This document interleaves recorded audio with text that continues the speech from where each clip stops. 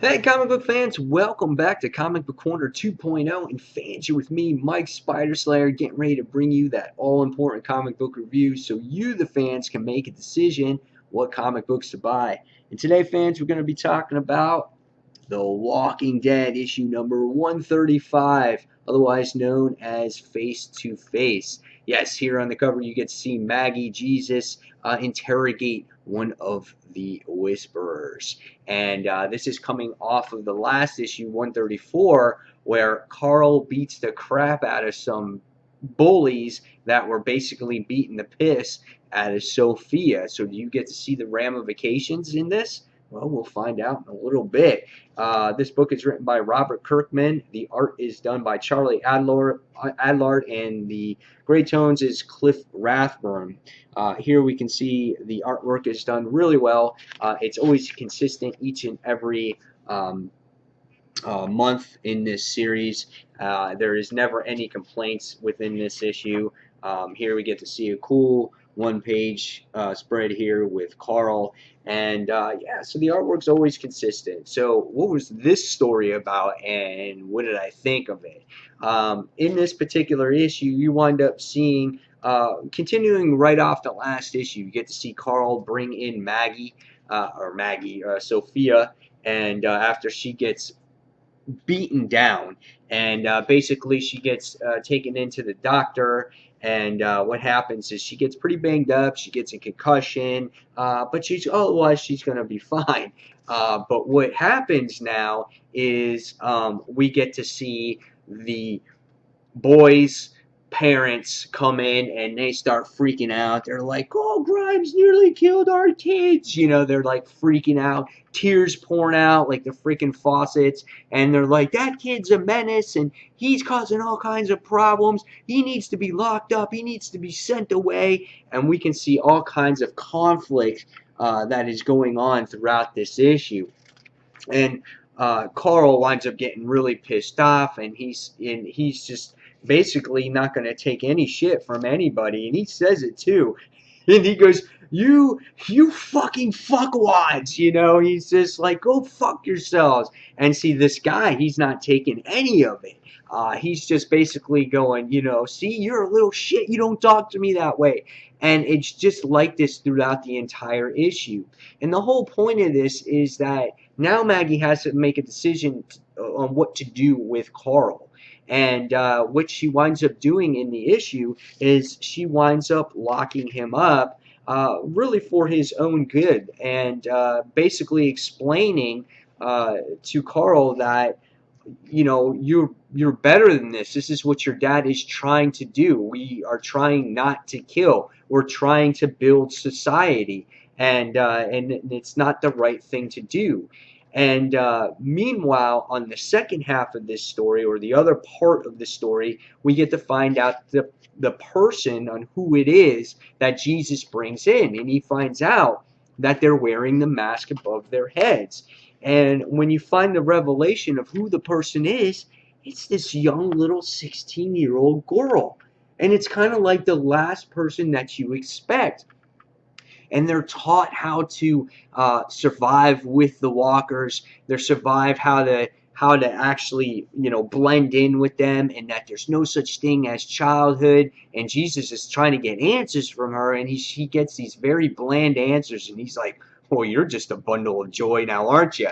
So that's what we're trying to find out here, what her story is all about. So, and you don't get very much. There's a lot of mystery behind this. But as the issue progresses, you wind up seeing that Carl and the girl Lydia, I think is her name, winds up being in the cell right next to each other, and they start having conversation, and she has this little smirk on her face. So what is her true game here? I'm not really sure, but I'm really looking forward to it. Now, at the end of the issue, you wind up seeing one of the guys, one of the townspeople at the hilltop, is basically saying, "Well, who put Maggie in charge? Who's the one that's going to, who she's not fit to be a leader because she's worked with Carl in the past, and she's worked with those group of people. And no matter what, she's always going to take sides over us." And you know, they're like, well, what are we going to do? And freaking Gregory is inside the house and says, we could always just kill her. That freaking asshole. I can't stand that guy. That guy should have been killed from the start. He was the original ruler, if you guys are not familiar with him, of the hilltop. And he wasn't fit to rule.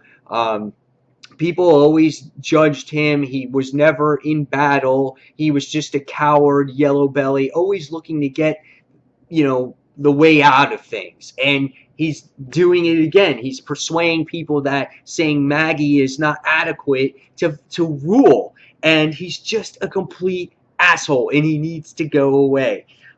So what did I think of the actual story itself?